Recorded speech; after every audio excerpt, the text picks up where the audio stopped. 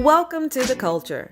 We rest at the pulse of the community, providing all things news, music, fashion, events, and everything that we talk about in between. It's a lifestyle.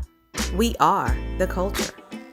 Hi, and welcome to The Culture. We are so excited about today's fun show. Whenever I think of our guest today, I get chills and I do a lot of smiling. She is a world-renowned speaker, author.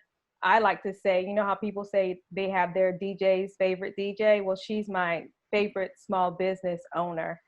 She is the co-founder of Code Fever and Black Tech Week.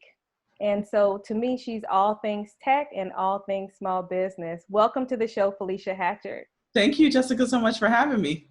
Thank you for joining us during our self-imposed stay, maybe, in COVID. And I'm looking at the tech world, and it is really, really doing a lot of interesting things. It is. It is. What do you have to say about some of these tech businesses that have kind of creeped past their stalemates and have become kind of reigning through this pandemic?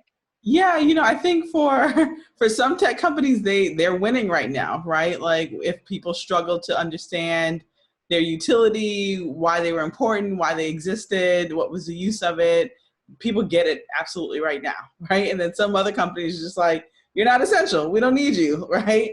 And so I think there's an interesting shift. And I think in the last, people were talking about the last economic downturn where like all these companies kind of came up in the midst of all of that. We'll see kind of a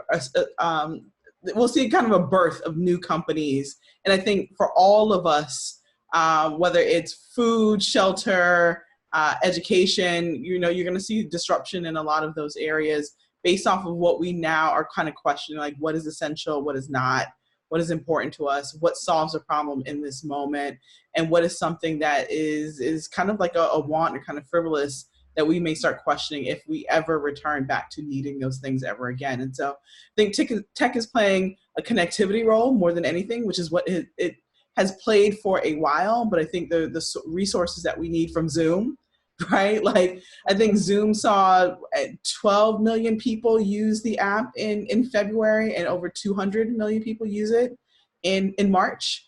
And so, but then you think about WhatsApp and you think about all these other platforms that exist that we're now kind of heavily relying on, one, to do work, but then two, just for some semblance of like human connection, and so that's where we see things going. And then you mentioned economic downturn, and I believe that you launched a business during an economic downturn. Yeah. Can you tell me about that? Yeah, what business was it? Feverish Gourmet Pop. So I ran a gourmet popsicle manufacturing company for 7 years with my husband, Derek, that we started in 2008, didn't know any better, right? Did not know it was the worst time to start a business, but that blind faith kind of like led us to make some really smart decisions and also not some smart decisions, right? But when we talk about stepping out on faith, it was that time where I had to say, like, if I am not going to do this now in this moment, I may never do it again. And so we had a Fortune 500 roster of clients that would pretty much make most people's heads spin when they think about, like, how does a popsicle company have like Google and PayPal and Airbnb as a client? But we carved out a really, really unique niche, not just in the kind of mobile food business, but kind of like in this kind of customization, heavy social media driven kind of world, and kind of marriage that with gourmet popsicles. So a lot of what we did was create custom flavors or kind of custom experiences with the pops for companies, and then they essentially kind of gave them out as promotional tools or promotional items. And I think that whole beauty of how you were able to make a lemonade out of lemons during that time, just to me, puts you on a platform and separates you. And during this time when so many people are looking to try to, I believe as you phrased it another time we spoke, just to receive some type of oxygen, like relive. And you've launched a platform now that it's actually assisting people to figure that whole thing out. It's about the side hustle, right? Yeah. We call it pretty simple name, right? Just COVID-19 Side Hustle Academy, and it's for exactly what you just said, right? And so I know what it means to build and have to be very scrappy and resilient in an economic downturn when we launched a business in 2008. And so, not saying that I'm not shaken by what's going on right now, because if you're a human being, you are affected from one way or another. But I know what it means to kind of like weather the storm and get really, really creative. And so we launched that because we wanted people to be able to kind of hold on to all of those things, how to be creative, how to be resilient. But then most importantly, like I kept seeing like all the acronyms thrown around, PPE, PPP, like all these different things. And these resources are important, but we both know, right? And you've been facilitating like a lot of these conversations. The money was either slow or non-existent, or you were going through hoops in order to get it. And so either in the interim of that, or if you didn't qualify for that, we wanted people to be able to be a little bit more like self-sufficient and say like, I can put my own oxygen mask on. I can create my own payment, paycheck protection program in the course of like launching my own side hustle or growing an existing side hustle, right? So for some people, it's just like they had an idea and they may have now been laid off because 31 million people have lost their jobs. And now it's kind of this moment of obligation of like, you've been sitting on this idea, now you no longer have the employment that you were depending on. You may not be able to get something in the immediate, put your oxygen mask on, like, and now is this kind of time to launch this thing. For others, it's the first time that they're exploring this idea of like what a side hustle means. And then some of the other people that we have in the program, they want to they're running a current side hustle. They want to kind of upskill a little bit, get a better understanding like how to use that and how to leverage technology to make it better or reach audiences or reach customers, and then be able to kind of scale this full time. And so we launched it. It's a free program, 6 weeks. We have 455 people that have registered and are in the program. So it just kind of shows the need for this, right? Being able to put on your oxygen mask, being able to talk about, and not even talk about, but do the action, do the work to be like your own kind of financial security. Because for others, it's just like, they may have jobs and just like, the money I have in my bank account, I need that to stay the same. Like, I don't need that to dip.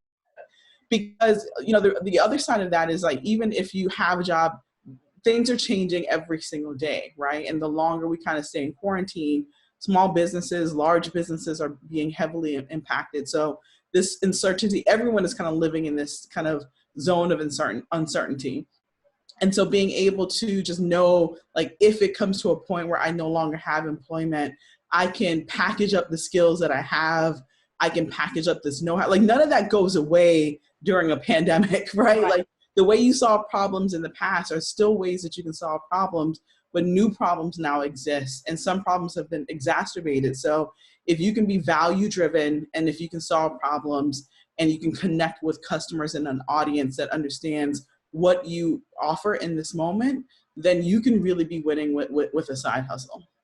And then how do people sign up? You said it's 6 weeks, and is it a self-taught class? How does it work? Yeah, it's a combination of both. So the easiest way is if you go to blacktechweek.com, it's right at the top banner. You click on that and you can register. It's a 6-week course. So we are into week 4. It's completely self-guided. So you can go through all the content. There's videos, there's workbooks. There's a ton of work to do in there just to get a good understanding of everything. So from like how to zero in on like your idea and your zone of genius, to sales process, to working with Canva, to this week, we have an instructor. So we have guest instructors that come in every Thursday through Zoom, and they teach, right? And so you're going through all of these and get a really deep, not just surface speakers, because we hate surface speakers, but a really deep understanding of Google Analytics and customer discovery and how to build a simple one-page website that gets people right to your website, gets the traffic to your website, but then also like how to put together a customer avatar, because we have a lot of people with really amazing ideas that don't do the work of zeroing in on exactly who their target market is, think that they can have a product that sells to everyone. And we know this, if you have a product for everyone, you have a product for no one.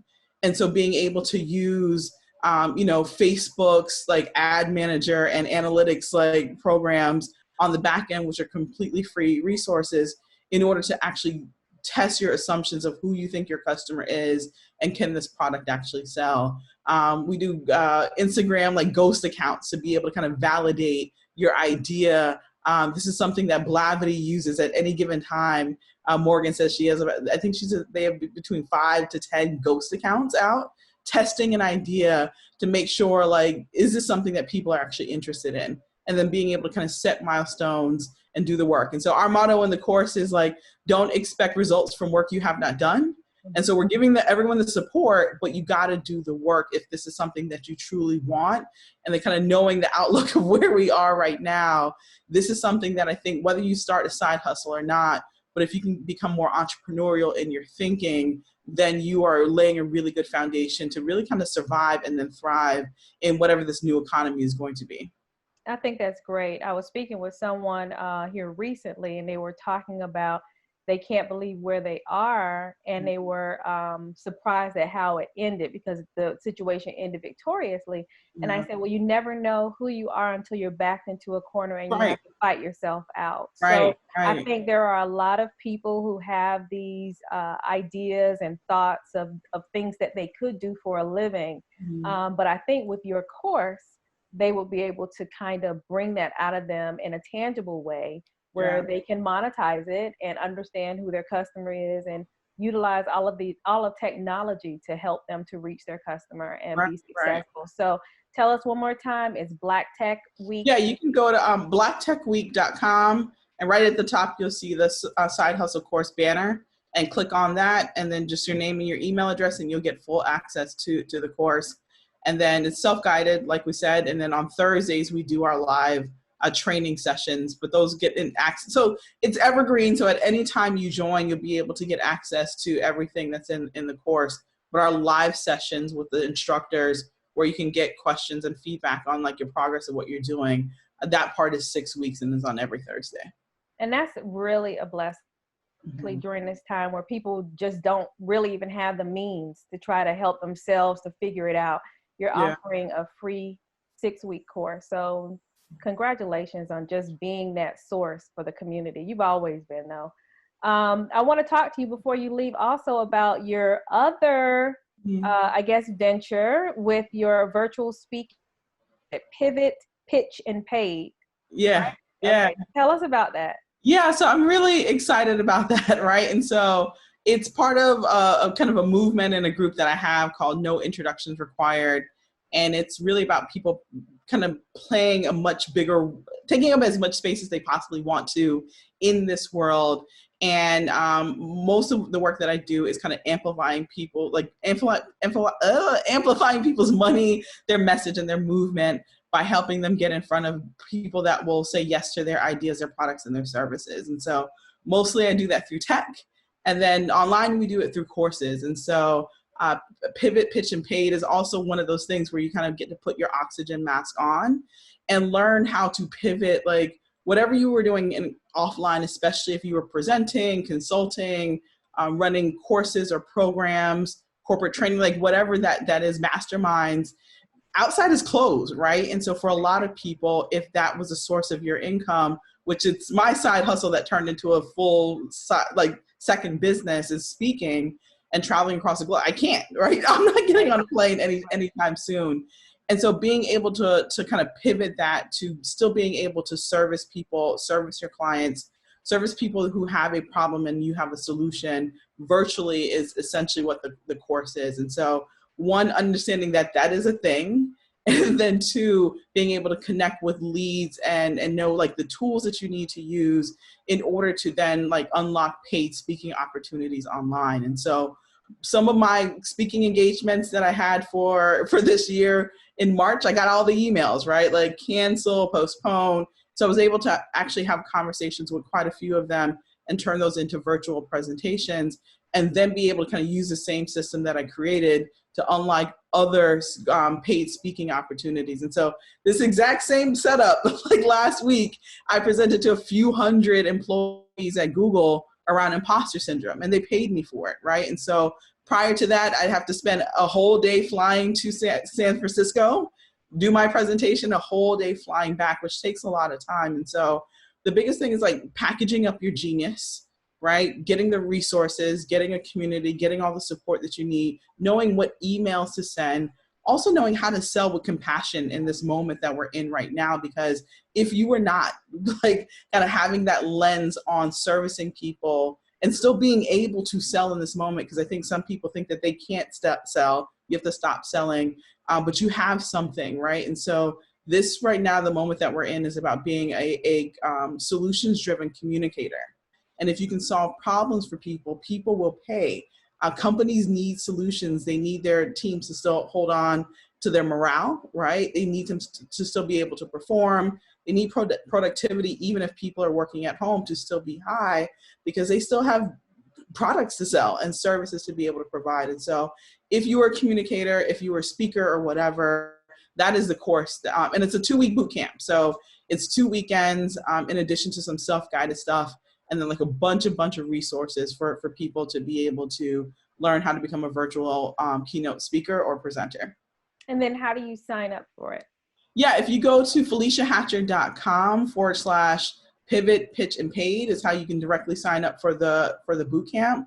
I'm actually still hosting 2 more webinars, information webinars, and I go through 7 like really amazing resources that people aren't looking at as ways to be paid as a speaker online during this pandemic, or even after. Like I definitely foresee the event market changing, right? And so absolutely. South by Southwest may not happen next year, no matter what's going on, because large gatherings, I think, this is your world, right? And yeah. So large gatherings, I think, there's going to be a slow uptick before we get back to those points, but people are still going to gather, and information still needs to flow, and thought leadership is something that's still respected. And so, but yeah, so the webinar goes through 7 of those things, including apps that are looking for people to contribute content that pay you to contribute that content, right? And so if you listen to the Calm app, and I don't know about you, but I've been having trouble sleeping during the pandemic.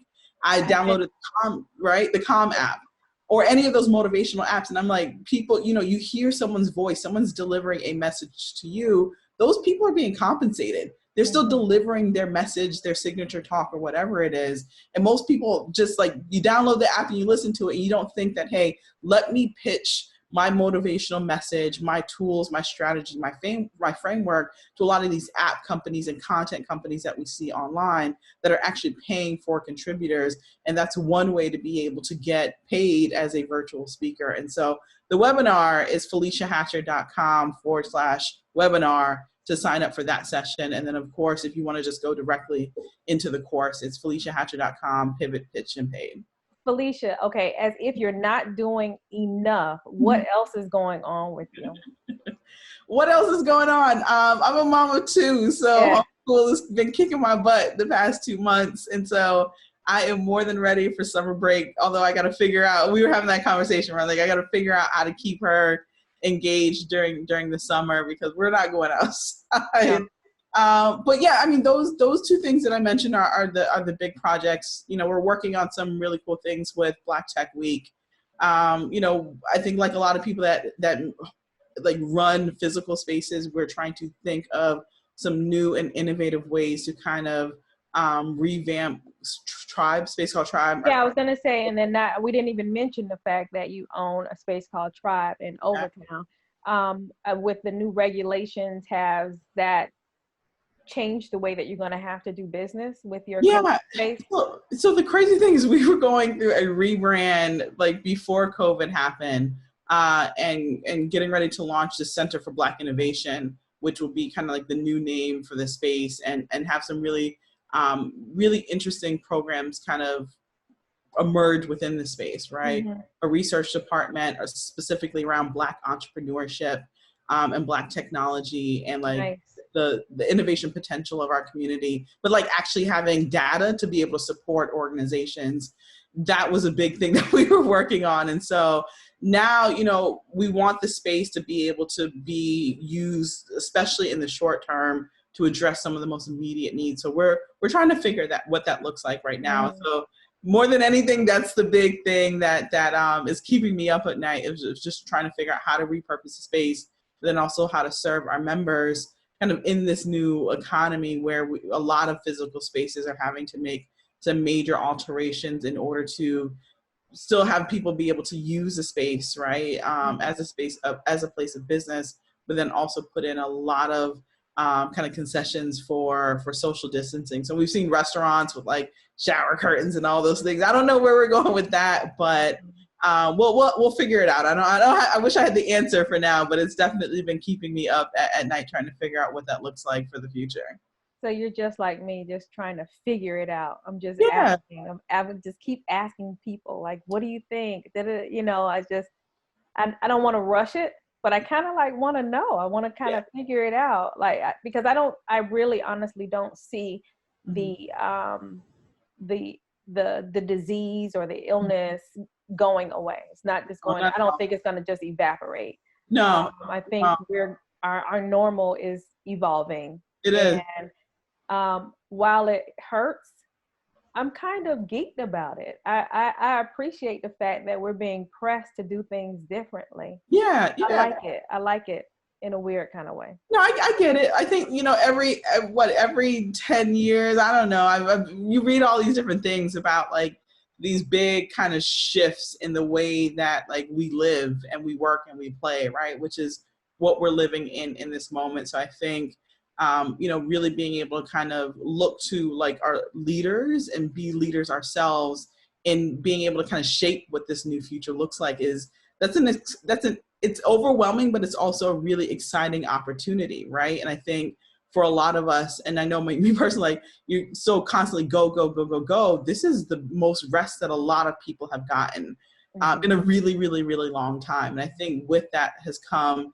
kind of this new sense of clarity and kind of calm and stillness that is what breeds like creative flow to kind of come through you to manifest like new ideas about what it is. And then I think the other part is like, we also dealt with a lot of BS that now you don't have to register to that in the new economy, right? Yeah. And so I think that creates this really great area for entrepreneurs and a lot of entrepreneurs and small businesses are struggling, but I think being able to be still in this moment is going to be able to allow us to be able to do some things much differently. I think food businesses especially, you know, ghost kitchens were a thing that were just starting to kind of sprout up prior to the economy. A lot of people didn't get it.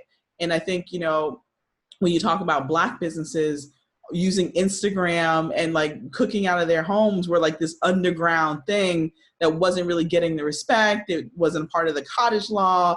And so like most things that we create in our community, it was deemed kind of like this hood or ghetto thing. And now what happened? Like it is the way that people are eating and trying new food and picking up and delivering. And so the thing that we had been doing underground because of a lack of resources is now the norm in how people are getting their food and still being able to eat out. And so I think things like that will continue to start seeing a shift and just kind of holding on to that as the culture, right, of being able to like not lose that. Like we lose a lot of things where we kind of make something popular and make it kind of the norm, and then people kind of take it and monetize it in ways that we didn't have permission to do. And so I hope in the future that stops, right? And I think food is the biggest thing where we're starting to see that kind of shift of respect in the way that we've been able to do business and commerce in the past. And speaking of the culture and being the originator of thought, I believe, have you been following Versus?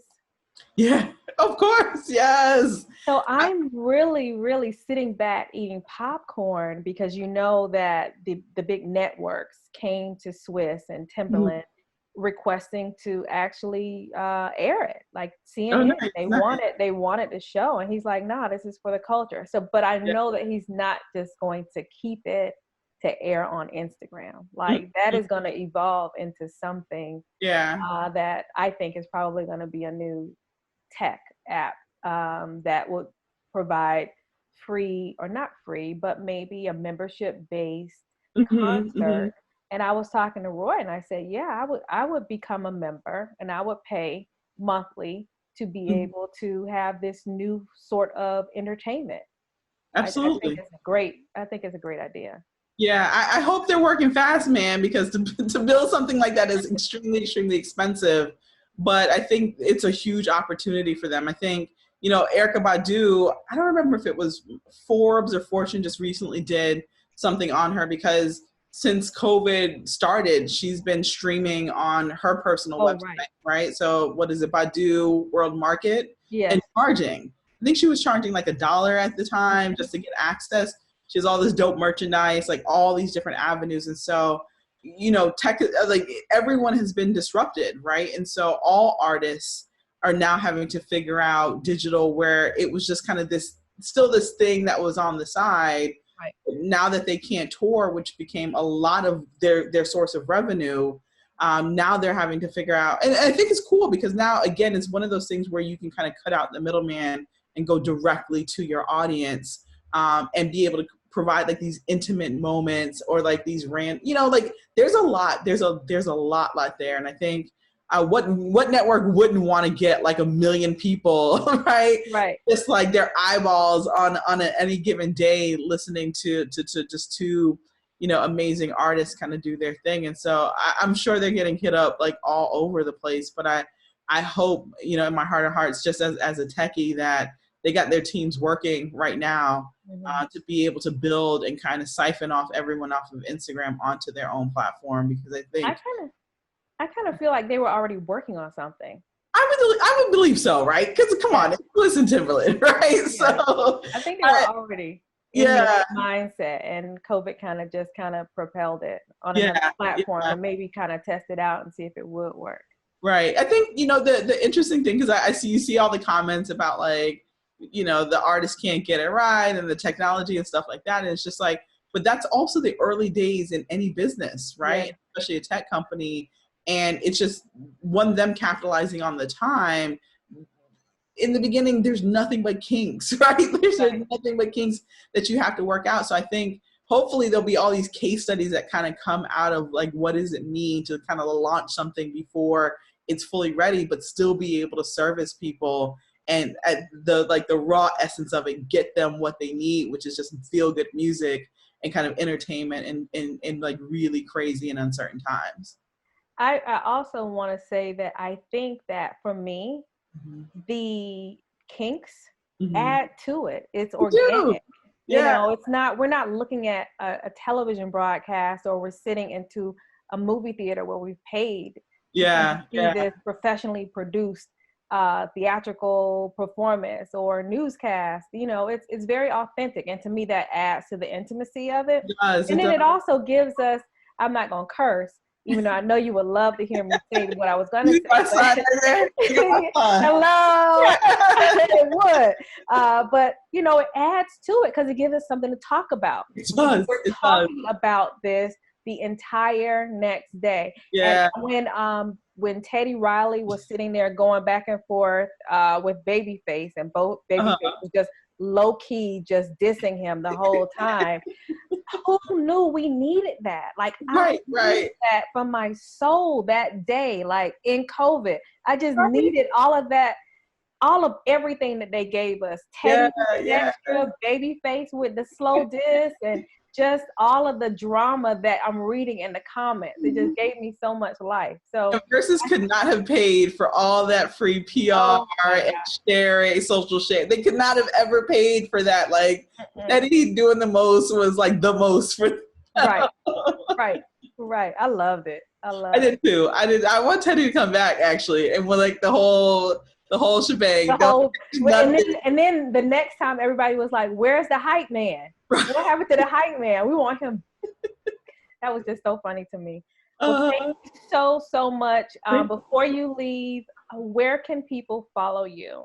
Sure. On your social media platforms. Yeah, I keep it easy, so it's easy for me to remember. It's literally at Felecia Hatcher on everything, and then at Code Fever and at Black Tech Week, to kind of follow the tech movement and get resources and all that stuff. Well, thank you so much, Felecia, for joining us. And as always, we appreciate you watching The Culture. If you would like to follow us on Facebook or any social media platform, we're at The Culture XYZ. And please be sure to subscribe to our YouTube page and like us on Facebook, Instagram, and Twitter. Thanks so much for joining us. We'll see you next time.